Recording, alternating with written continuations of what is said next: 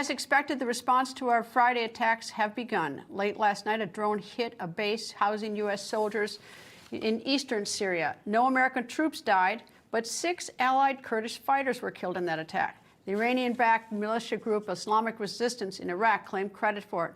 Today, U.S. National Security Advisor Jake Sullivan insisted that the timing of these attacks did not matter, but then shortly later, he changed direction. Here's part of his interview.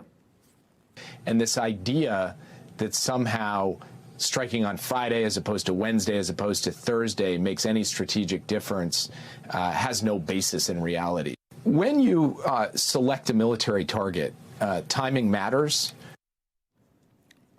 Retired U.S. Air Force Special Operations Commander Major Glenn Ignazio joins me. Good evening, sir. And I know there's a lot of criticism of when we did that attack, and I may be in the minority, and I haven't served in the military, so I can't pretend to be a military expert, but for some reason, I wanted first to get those 3 dead Americans home, and I don't know if did the notice make that much difference that people are criticizing when we actually began our attack?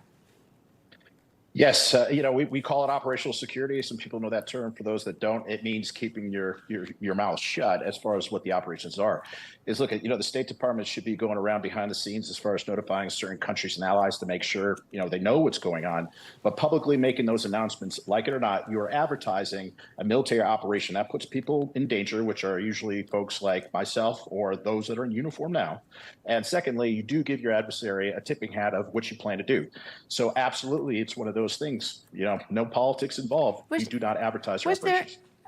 Was there ever any doubt that we were going to? And I hearken back to 9/11, when 9/11 happened on 9/11, and we didn't start bombing in Afghanistan until October 7th. But the whole time we told them, we're going to come for you. And I mean, wasn't the message also similarly here is that once they killed our 3 troops in Jordan, once they did that, we told them we're coming after them. And so, I mean, the 5 days to scramble, we're still going to go after them. We're going to, and there's still the risk to our troops.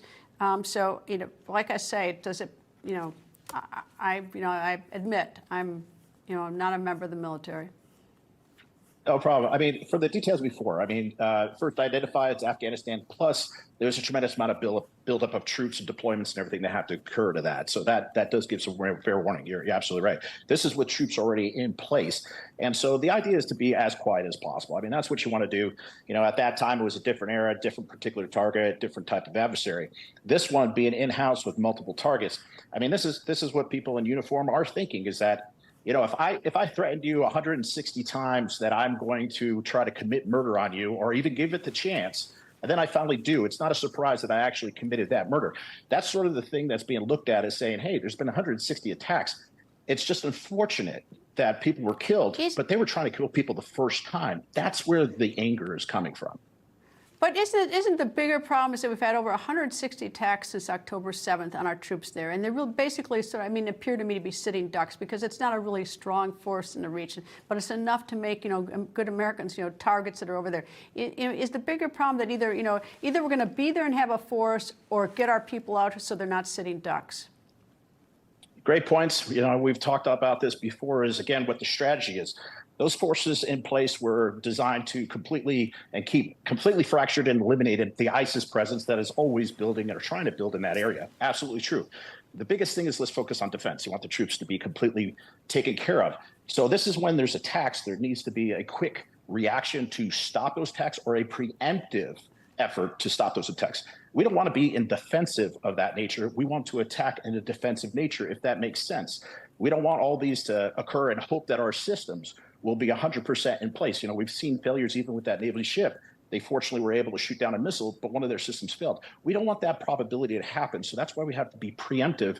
And unfortunately, from a military standpoint, we haven't been for the last 3 months. And I hope we are from this point forward. We don't want anybody else hurt.